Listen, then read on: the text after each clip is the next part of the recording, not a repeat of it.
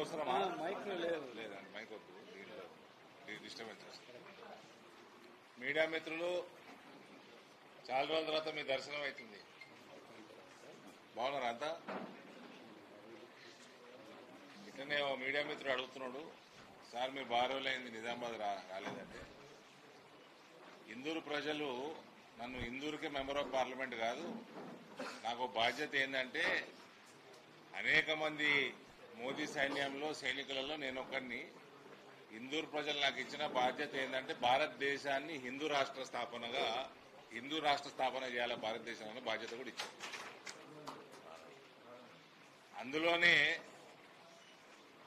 అందులో భాగంగా నేను అందరికి కూడా ఈ రానున్న ఎలక్షన్లలో ఓటర్లు ఎవరుగా నమోదై ఉన్నారో మనందరి బాధ్యత మన హిందూ రాష్ట్ర స్థాపన కోసం మనము ఎప్పుడు ఓటేసినా తెలంగాణలో మనం భారతీయ జనతా పార్టీ అభ్యర్థికి వేయాలి. ఇది ఒక బాధ్యత. ఇది అది గమనిస్తూ వేరే సమస్యల మీద వచ్చినా ఇక మన కాంగ్రెస్ పార్టీ నుంచి అభ్యర్థులు ఉన్నారు.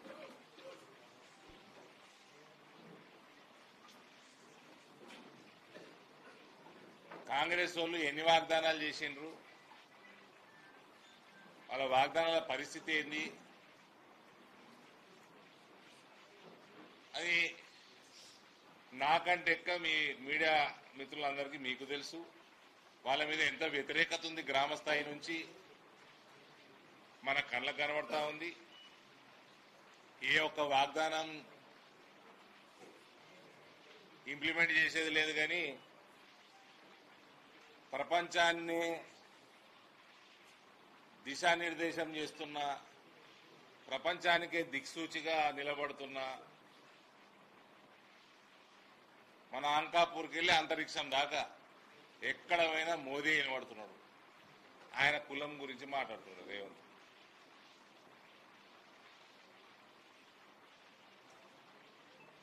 ఆస్ట్రేలియా ప్రధానమంత్రి మోడీ ఈజ్ బాస్ అంటున్నాడు. అమెరికా అధ్యక్షుడు మోదీ గారు కూర్చొని కుర్చీ గుంజుతున్నాడు. ఫ్రాన్స్ అధ్యక్షుడు నేను ఒక్కడనే చైర్మన్ కాదు, మీరు కో చైర్మన్ అయితేనే మీటింగ్ పెడతానని అంటున్నాడు. ఆ స్థాయిలో ఉన్న మోదీ గారిని పట్టుకొని కులం గురించి మాట్లాడుతున్నారంటే రేవంత్ ప్రయారిటీ లేదు. ఈ వాగ్దానాలు ఇతర రాష్ట్రం ఎదుర్కొంటున్న ఇతర సమస్యల నుంచి డైవర్ట్ చేయనీకి కూడా ఆయనకు ఒక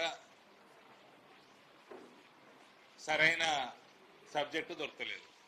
కానీ మాట్లాడుకుంటా రేవంత్ అగ్రవర్ణాలందరినీ బీసీలందరినీ కూడా మోడీకి ఓటేయమని చెప్పాడు. ఆయన అన్నదాన్ని బట్టి నాకైతే అదే అర్థమైంది. ఆయనట పుట్టినప్పుడు బీసీ కాదట, తర్వాత బీసీ అయిందంట. అది కాంగ్రెస్ ప్రభుత్వమే మోదీ గారి కులాన్ని బీసీలలో చేర్చింది కాబట్టి వాళ్ళ పార్టీ నిర్ణయము.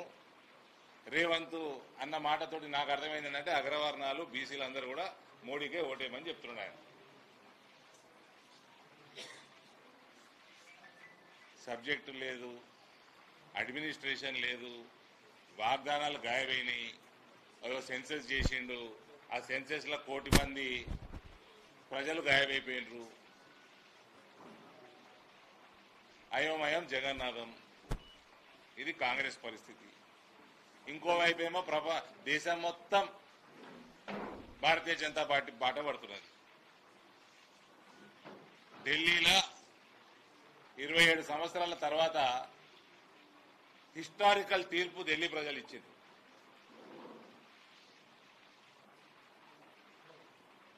యావత్ భారతదేశంలో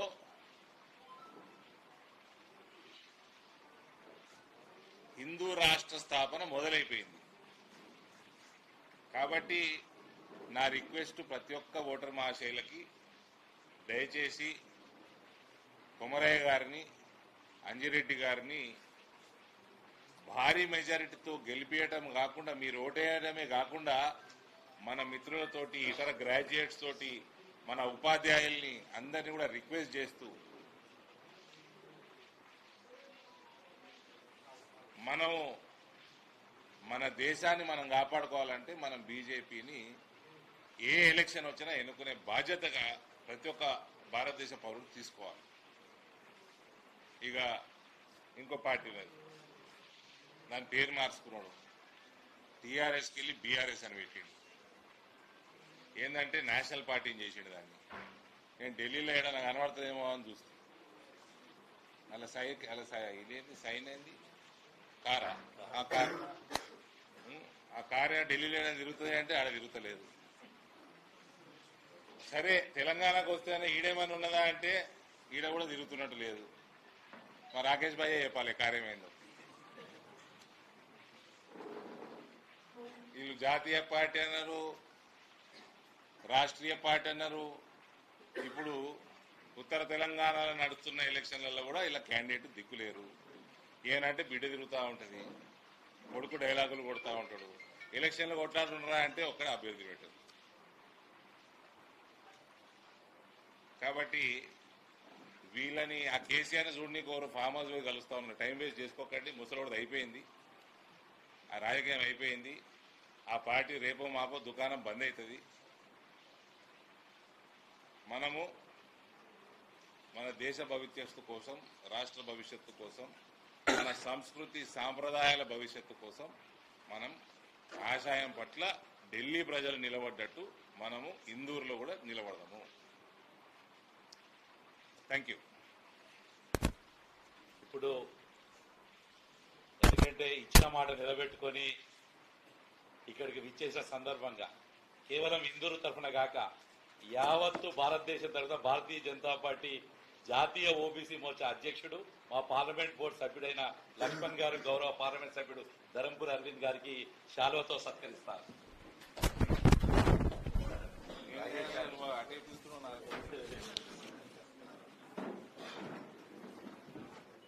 లక్ష్మణ్ గారు, నేను రాజకీయాలకు వస్తే చాలా మంది సర్ప్రైజ్ అయ్యారు. డి శ్రీనివాస్ కొడుకు బీజేపీలో పోతున్నారు. నన్ను బీజేపీలో ఆహ్వానించి నాకు బీజేపీలో సునాయాసంగా నాకు ఎదుగుదలకి తోడ్పాటు పడ్డ మొట్టమొదటి వ్యక్తి లక్ష్మణ్. ఇప్పుడు పెద్దలు లక్ష్మణ్ గారిని మిమ్మల్ని ఉద్దేశించి మాట్లాడవలసిందిగా కోరుతున్నాను. ఫ్రెండ్స్,